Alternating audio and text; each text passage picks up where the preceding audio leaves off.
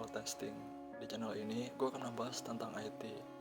Jika lo suka dengan tema tersebut, jangan lupa subscribe ya. Dalam software testing, biasanya ada 4 level testing, dan tiap level punya tujuan tertentu. Level pertama adalah unit testing. Level kedua, integration testing. Level 3, system testing. Level 4, acceptance testing.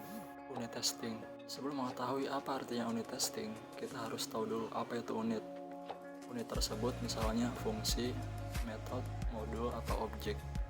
Nah, unit testing ini untuk mengetes unit tersebut agar unit tersebut tidak ada error atau bug sebelum diintegrasikan ke unit yang lain. Unit testing ini juga dapat dilakukan jika unit yang lain belum dibuat atau belum selesai.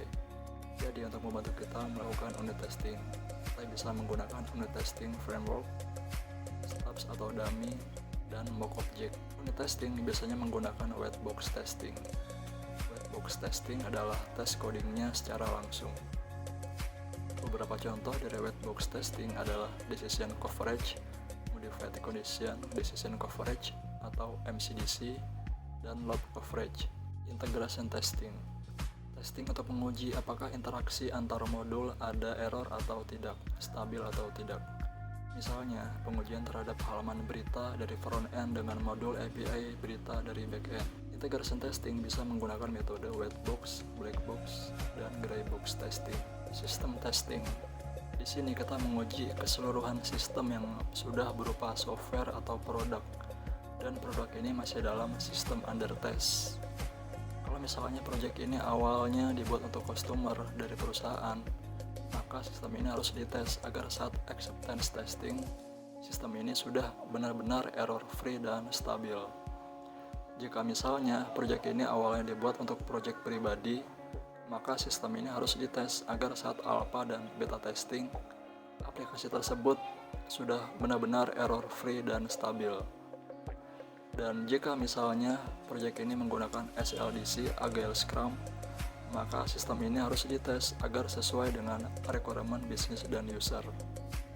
Di level ini, kita menguji sistem secara fungsional dan non-fungsional. Lalu, yang melakukan sistem testing biasanya adalah kombinasi dari developer atau QA. Di sini, kita bisa menggunakan black box testing. Jika menemukan error di sini, maka kita kembalikan lagi ke unit testing atau integration testing, baru naik lagi ke system testing. Acceptance testing adalah tes penerimaan. Apakah sistem yang telah jadi ini diterima? Nah, diterima siapa? Bebas ya. Tidak harus dari konteks perusahaan aja, karena tutorial yang banyak di internet, konteksnya adalah 4 level testing untuk perusahaan dari yang saya browsing. Apakah mau diterima klien yang memesan aplikasi kita? Apakah mau diterima oleh user yang ada di Play Store atau Apple Store? Kalau di Scrum, apakah sistem ini diterima oleh product owner atau stakeholder melalui user acceptance testing, dan lain sebagainya. Lalu jenis acceptance testing ini ada banyak ya, dan penggunaannya tergantung kepada siapa penerimanya. Misalnya user acceptance testing atau UAT, lalu regulation acceptance testing, operational acceptance testing, business acceptance testing, alpha testing, beta testing, dan sebagainya. Lalu, acceptance testing biasanya menggunakan metode black box testing. Menurut saya, 4 level testing ini bisa juga diterapkan ke suatu unit kecil. Misalnya kita mau buat fitur buat gambar grafik pakai library atau dependency. Kita unit testing dulu sampai nggak ada error, lalu kita coba integration testing. Apakah library ini akan bikin error library lainnya? Nah, saat fiturnya sudah jadi dan secara sistem sudah stabil dipakai, library itu ternyata berbayar karena sebelumnya tidak dicek. Oleh karena itu, dia masukin license tersebut ke pertimbangan budget sistem tersebut. Jadi menurut saya, 4 level testing ini fleksibel tergantung skala unitnya.